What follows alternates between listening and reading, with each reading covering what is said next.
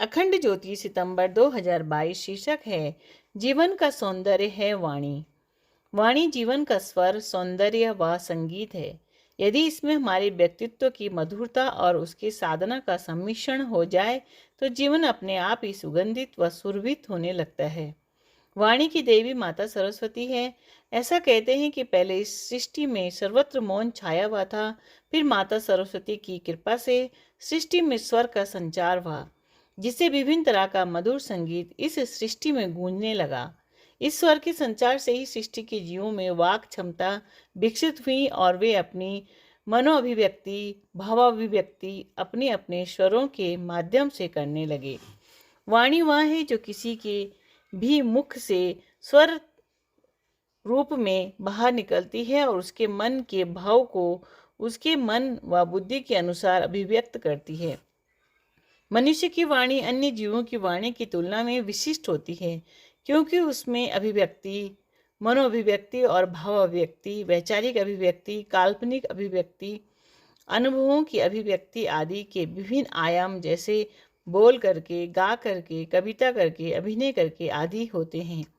मनुष्य अपनी वाणी को भाषा व बोली का रूप दे देते हैं और फिर उसके द्वारा भांति भांति से अपनी भावाभिव्यक्ति करते हैं, जबकि अन्य जीव अपनी वाणी को भाषा या बोली का रूप नहीं दे सकते।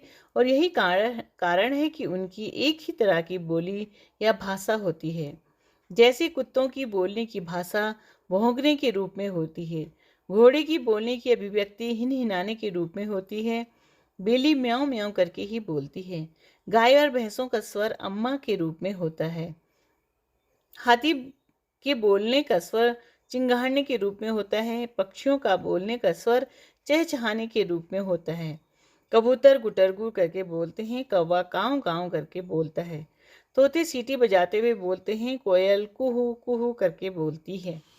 ये सभी पशु पक्षी चाह करके भी अपना स्वर नहीं बदल सकते, जबकि मनुष्य इन सबकी भाषा को बोलने का प्रयास कर सकता है, उनकी नकल कर सकता है, लेकिन उनकी इस बोली को समझ नहीं सकता कि वे अपनी बोली में क्या कह रहे हैं, क्योंकि उनकी बोली का स्वर एक ही है, उनमें कोई भिन्नता नहीं है।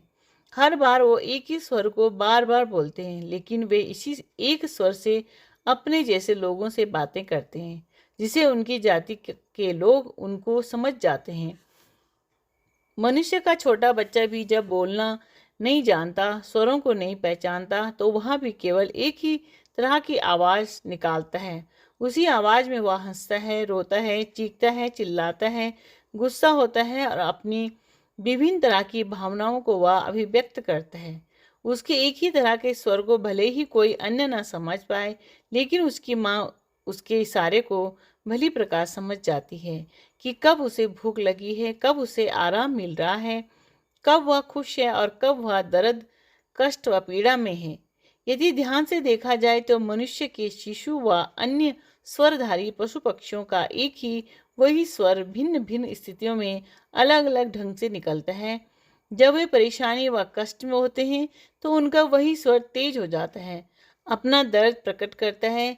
जब वे खुशी में होते हैं तो उनका वही स्वर मृदु हो जाता है और अपनी खुशी प्रकट करता है। जब वे दुखी होते हैं तो उनका वही स्वर रोने के समान होता है। इस तरह मनुष्य व अन्य पशु पक्षी अपना दुख, दर्द, कष्ट व प्रसन्नता एक ही स्वर में परंतु विभिन्न तरह से प्रकट करते हैं। मनुष्य जब बड़ा होने लगता है तो वह धीरे धीरे बोलना सीखने लगता है, क्योंकि उसके कंठ में स्वर होते हैं और उसके स्वर मनुष्य जाति की विभिन्न तरह की बोलियों को दोहराने में व बोलने में प्रयुक्त होते हैं। बोलियों को केवल दोहराने से उन्हें नहीं समझा जा सकता, बल्कि उन्हें समझने के लिए इन बोलियों को बोलने व समझने का अभ्यास करना पड़ता है। पूरे विश्व में कई तरह की बोलियां बोली जाती हैं। हर देश की अपनी एक अलग बोली है। केवल भारत देश में ही कई तरह की भाषाएं बोली जाती हैं। यह हर क्षेत्र विशेष की एक अलग बोली है, एक अलग भाषा है, जिसे उस क्षेत्र विशेष के लोग बोलना पसंद करते हैं। यहाँ के गांवों की अलग भाषा है, शहरों की एक अलग भाषा है। भारतवर्ष की एक समान भाषा हिंदी मानी जाती है। हिंदी भाषी लोगों की बहुलता के कारण, यहाँ की प्राचीन हिंदू संस्कृति व आर्य सभ्यता के कारण ही पहले भारत को हिंदुस्तान कहा जाता था। वाणी केवल बोलने के कार्य में ही प्रयुक्त नहीं की जाती, बल्कि वाणी संकल्प का रूप भी होती है।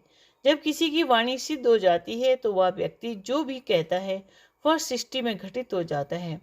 जब वाणी शुद्ध व पवित्र हो जाती है तो उसका प्रभाव अमिट होता है। वह प्रामाणिक होती है और वह वातावरण को भी दिव्य बना देती है। लेकिन वही वाणी जब दूषित हो जाती है, अशुद्ध व अपवित्र हो जाती है, तो ऐसी वाणी अप्रभावी व निरर्थक होती है और वातावरण को दूषित करने वाली, अविश्वसनीय होती है, अविश्वसनीय होती है और अप्रामाणिक होती है। वाणी के माध्यम से ही मनुष्य अपने वचन बोलता है, संवाद करता है और उसके द्वारा कहे गए वचनों व संवादों की महत्ता होती है। वाणी तभी प्रामाणिक कही जाती है जब वचनों के अनुसार मनुष्य प्राणपण से कार्य करता है, जो कहता है वह करता है।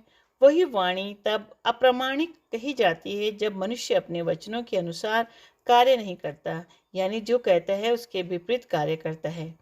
अपनी वाणी से झूठ बोलता है, लोगों को धोखा देता है, विवाद करता है और गाली गलौज व दुर्वचन कहता है। मनुष्य की वाणी की अभिव्यक्ति एक अद्भुत कला है और यह कला सिर्फ मनुष्यों को ही प्राप्त है। सृष्टि में अनगिनत ऐसे प्राणी हैं जिनके पास बोलने की क्षमता नहीं है, और जिन प्राणियों को बोलने की क्षमता प्राप्त है उनके स्वर की एक निर्धारित सीमा है। लेकिन मनुष्य का स्वर अन्य से भिन्न है, उसके विविध आयाम हैं और यही कारण है कि मनुष्य की वाणी कुछ विशेष है। अगर वाणी की बात की जाए तो वाणी से वे संवाद और विवाद समस्याएं पैदा कर सकते हैं और उनका समाधान भी कर सकते हैं। सवाल केवल उसके सदुपयोग व दुरुपयोग का है। आदर्श मनुष्य वाणी का सदुपयोग कर लोक कल्याण का मार्ग प्रशस्त कर सकते हैं, तो वहीं दुष्ट मनुष्य वाणी का दुरुपयोग कर समस्याएं पैदा करते हैं और लोगों को दिग्भ्रमित करते हैं। सम्यक वाणी के 4 सूत्र कहे गए हैं: मितभाषिता, मृदुभाषिता, सत्यभाषिता और विचार भाषिता। युग ऋषि परम पूज्य गुरुदेव का कथन है कि समझदार वे हैं जो बोलने से पहले सोचते हैं और मूर्ख वे हैं जो बोलने के बाद सोचते हैं। अध्यात्म साधना में वाणी का संयम, वाक संयम बहुत जरूरी है। हमारे समाज में वाचा लोगों को गंभीरता से नहीं लिया जाता है, इसीलिए उतना ही बोलना चाहिए जितना बोलना आवश्यक हो। उचित अवसर पर शालीनता के साथ कही गई बात प्रभावी होती है। आचार्य शंकर का कहना था कि आप प्रखर वक्ता हो सकते हैं और शास्त्र की चमत्कारिक व्याख्या करने में भी दक्ष हो सकते हैं, परंतु आपकी यह विद्वता केवल भोग के लिए है, मोक्ष के लिए नहीं। दुनिया में ऐसे बहुत से लोग हैं जो कि बात करने में माहिर होते हैं, परंतु सफल वे ही होते हैं जो वाणी पर नियंत्रण करना जानते हैं। क्रोध या कलह के समय मौन हो जाने से भी कई तरह की समस्याओं पर विराम लग जाता है। संस्कृत में एक नीति वचन है: वाचालता पतन का कारण है और मौन उत्थान का। मुखर होने से नूपुर को पैर में जगह मिलती है और मौन होने के कारण हार को गले में पहना जाता है। मृदुभाषी सबको प्रिय लगता है। मधुर वाणी से शत्रु को भी मित्र बनाया जा सकता है। कई तरह के लोग काम, क्रोध, लोभ और भयवश झूठ बोलकर अपना विश्वास खो देते हैं। तभी तो संत कबीरदास जी ने कहा है, सांच बराबर तप नहीं, झूठ बराबर पाप। झूठ के पाँव नहीं होते, वह भी सत्य की वैसाखी पर चलता है। मिलावटखोर भी अपनी दुकान के सामने यह लिखवाता है कि यहाँ शुद्ध सामान मिलता है। बोलने से पहले यह विचार कर लेना चाहिए कि क्या वह अपने मौन से श्रेष्ठ होगा। वस्तुतः सारे विवादों की जड़ तीखे वचन ही होते हैं। इसीलिए यह जरूरी है कि हम तौल कर बोलें, मीठा बोलें, सत्य बोलें और सोच समझ कर बोलें। राधे कृष्ण।